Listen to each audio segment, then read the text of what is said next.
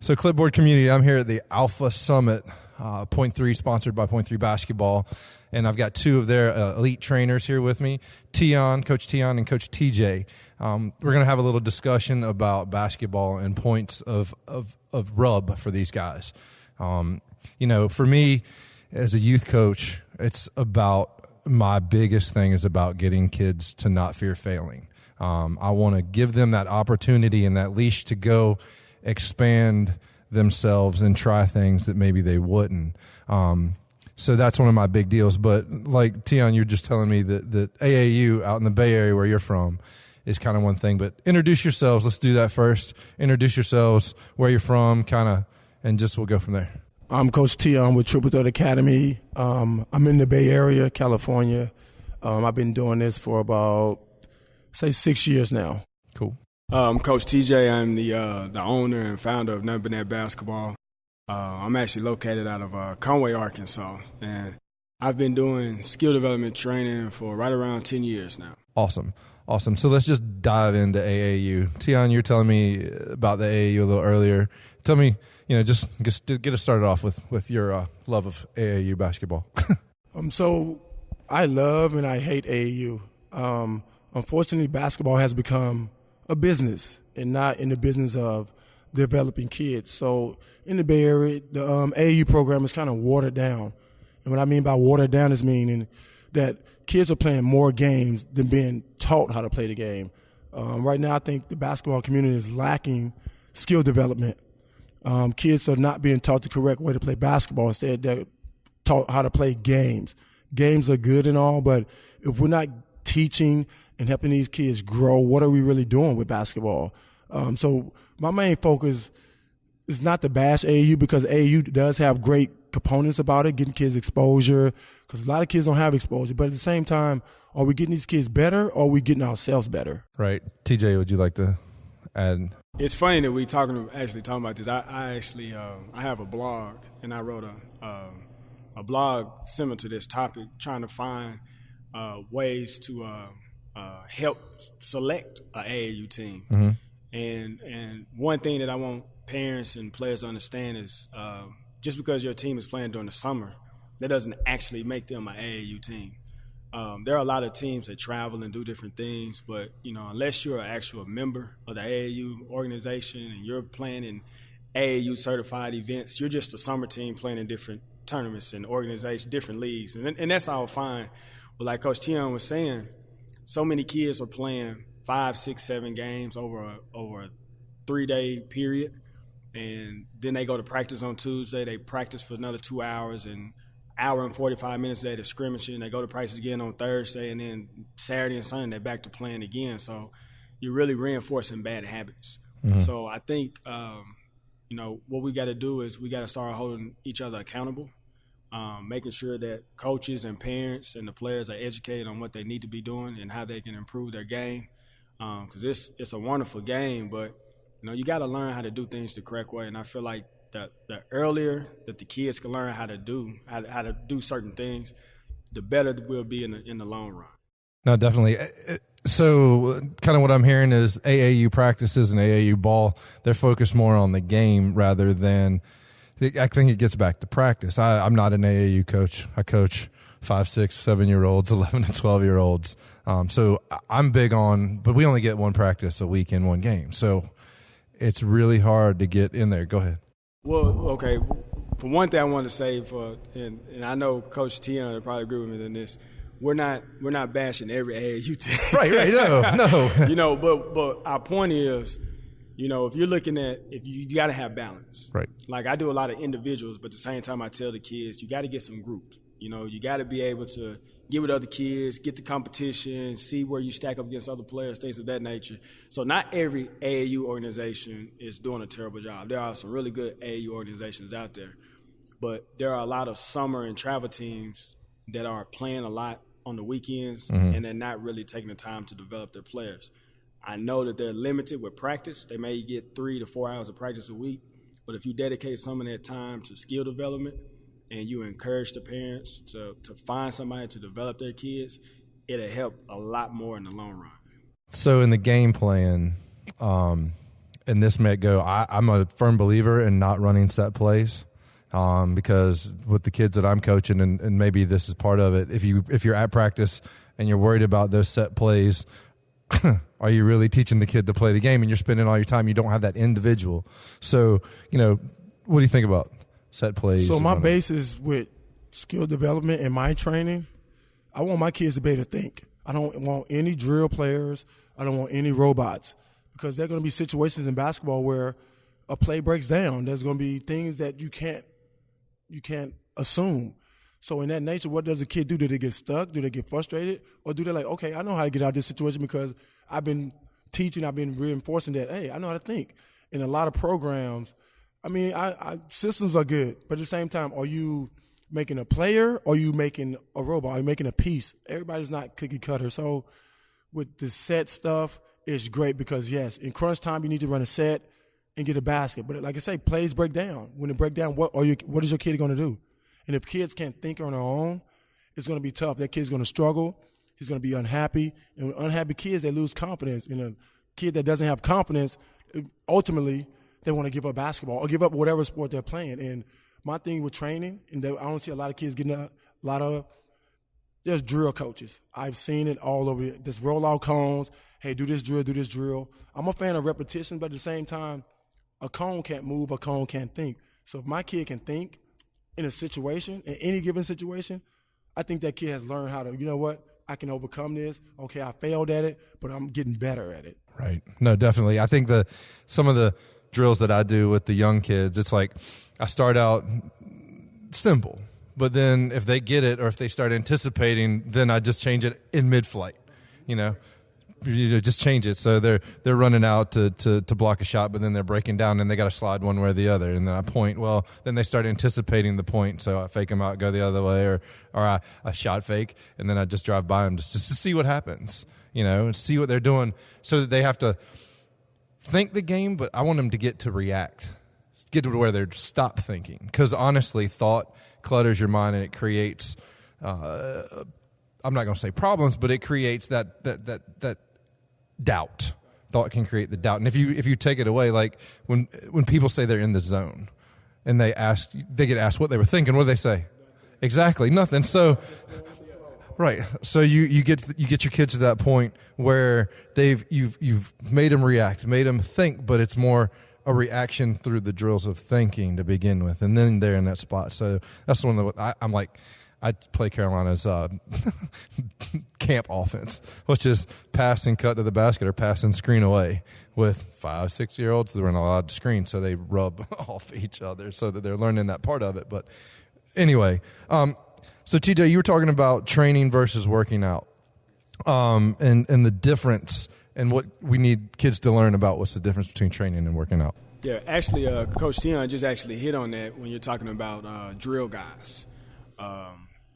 I get a lot of players I see a lot of players that get into the gym and they just work out, and don't get me wrong, if you decide to go into the gym and put up 200 shots, there's going to be a little bit of improvement. But you got to understand what actually needs to go into the workout. You got to understand that you're actually trying to improve your footwork or your ball handling or your shooting, whether you're shooting on the catch, shooting on the move, shooting off of screens, or off the dribble, in transition, or whatever it may be. But you got to have a purpose. You got to have some type of plan. You got to have, something that you're wanting to accomplish when you come into the gym. If you go into the gym and you just say, well, I'm just going to get up 200 shots, but it takes you 2 hours to get 200 shots up, you're probably talking and socializing more than you're doing anything. So I try to get my players to understand that when we're working, there's a plan that's being put in place. You may come in one day and we may really get after it, and you may just really be sweating, but there may be some days where I'm doing a lot of teaching and you're learning, and we're trying to make sure that you know how to do things the correct way. So if you're struggling with, let's say, making a particular move out of triple threat, if you're struggling with your footwork, then we'll go half speed. If you're still struggling with your footwork, we'll walk through it.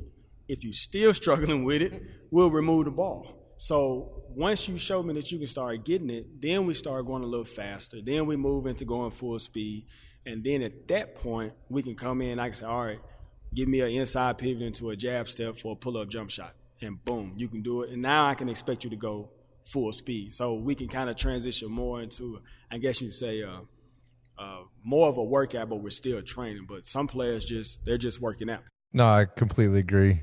One of the things in college, I had a professor that was doing a thesis, and her deal was language is learning. If you don't know the language, you can't learn it. But if you learn the language, then you can really learn it. And I think it goes across anything what you were talking about. Like, if you can teach them what and then it goes back to also being a general contractor. Everything has a foundation. You know, you don't build a roof and then build a foundation, right?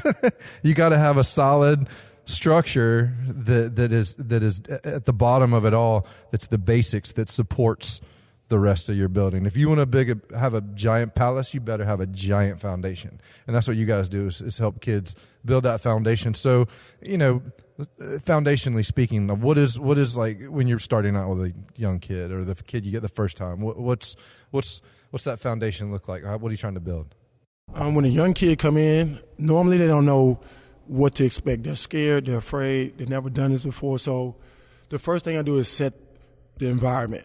This is a safe place. I want you messing up. I want you screwing up, because if we was all perfect, you would not be here. You wouldn't need me. You wouldn't need training. You wouldn't need anybody. You'd be doing some other occupation or whatever. So I let them know that, hey, this is safe. I got you. Don't worry about it. The second thing is I tell them is what we're going to work on is not for today. It's not for tomorrow. It's not for even a year from now maybe. What I'm trying to teach you is how to sustain, how to work out, or how to attain success, how to handle failure. And like I said, a lot of kids, they're put back because like no one has ever told them this. So when I tell them, it's like, what? I thought I was doing some basketball. Yeah, this is part of your training. You need to understand what's about to happen right now, because a lot of people think you just come in, I do one workout, and now I'm Steph Curry or Michael Jordan. No, it doesn't work like that. These guys put years, hours, repetition, failure after failure, success after success. And I just want to set the page, set the expectation that you're not going to be perfect. I expect mistakes.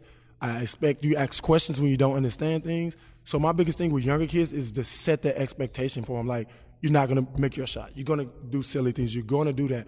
But how do you react?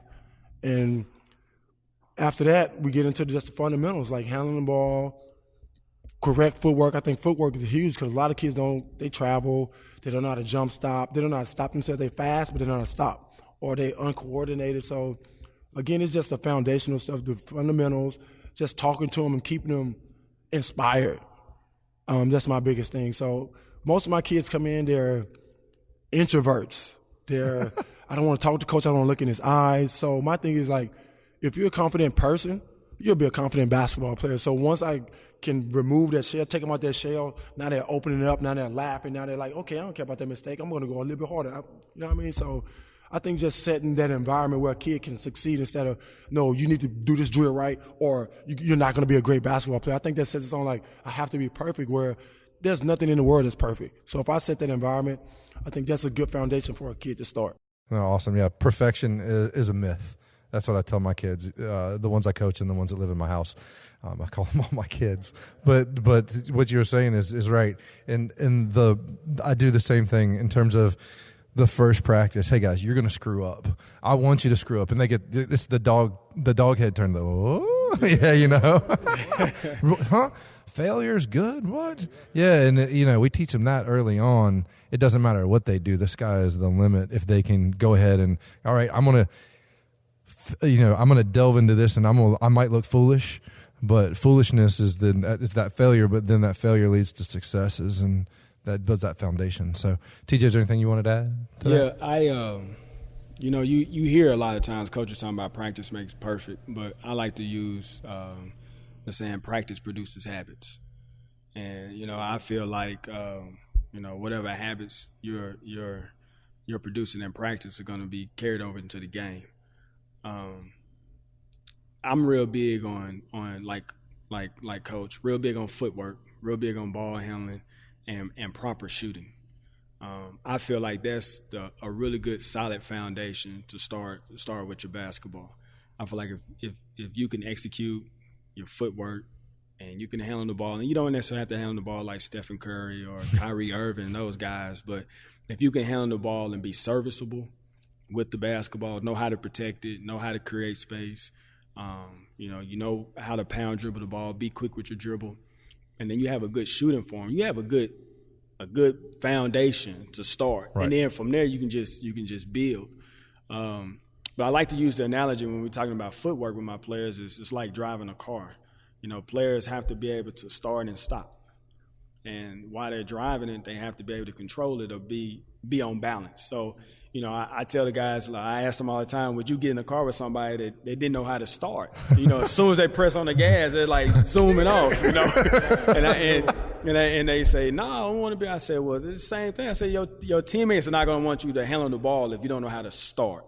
I said, now, would you get in a car with somebody that can't stop? I mean, they're running red lights and driving out on the sidewalk, stuff like that. I said, so you got to be able to stop. So, you know, if it's a young kid, we'll start with some different simple drills just to work on starting and stopping with the dribble, right hand, left hand, things like that. And then we just progress into some different, more advanced, I guess you'd say, more advanced type stuff. Well, you both brought up Steph Curry and his handle. Well, coming out of college, he didn't have a handle, right? That was the big shot against him. So I'm going to say one thing about Stephen Curry. When he first came out, seriously, I doubted his skills. Like you said, I did not think he was ready for the NBA. Yes, indeed, he had a great, tremendous shot. Yep. But I did not think he was ready for a couple reasons. Like you said, his handles wasn't up there, and he was a small guy. And the small guys normally, there's exceptions, Steve Kerr, Mark Price, all those that can get their shot up, and he was small. So first off, when he came in the league, I did not believe in Stephen Curry. But on the flip side, he's a testament of what we're trying to teach, like skill development. He's like, you know what? I'm a great shooter, but I do need more handles. I do need to get better at more than just shooting. And it's a testament that if you get in the gym and you're getting taught the correct things, what can happen now, he's probably one of the best players in the league now just because of the skill development. So right. It's crazy how it works. So that's crazy about Stephen Curry, though. It's a perfect example for what we're talking about here. Like, you know, it's not about the games. It's about, and nobody sees what he's doing in the gym. Nobody's around. Yeah, and like that's the bad part of it, you know, because, you know, if I'm a 10, 11, 12-year-old kid and I'm in the Bay Area and I'm watching Golden State play and Stephen Curry is dropping Chris Paul to the floor, yeah. I'm like, I'm finna go outside and do that. You right. know, but they don't understand, you know, the amount of work and the amount of time that he's put in to develop those skills. So they just see the end product. Right. You know, they don't see all the work that went into to making that car. Yep. You know, that car comes out nice and shiny, but hey, there's a lot of people that had to do the work and right. and work some stuff out. And this ain't working. Let's go back and do this again. And we got to get this right. So. You know, it's a lot of work, but if you do it right early and you do it right and you stick with it, in the outcome, you'll be much better off. Yeah, better. You know, and that's one of our jobs as coaches, trainers, parents, is to teach our kids that an overnight success happens in that 10,000 hours of darkness. Like, you know, you guys are going to be huge. You know, I just met you now, but I know you're going to be huge someday. But nobody knows this, right? Right? It's like Erwin, I interviewed him earlier, 15 years of not big name guys, but now he's got Dwight Howard and he's got Chandler Parsons, that kind of stuff. It's just, but you got to stick to it, but you also got to be willing to pivot when you get to places that, you know, you get in a spot. Yeah. Keep it going. So guys, I appreciate your time for being on here. I appreciate Point 3 for hooking me up with y'all. So thanks a bunch. Clipboard community. If you want to find TJ, he is at NBNBball_CEO. And Tion is at TEOHNCONNER on Twitter. Thanks again for listening. Hope you enjoyed our first Alpha Summit Roundtable. And go out there and make a difference.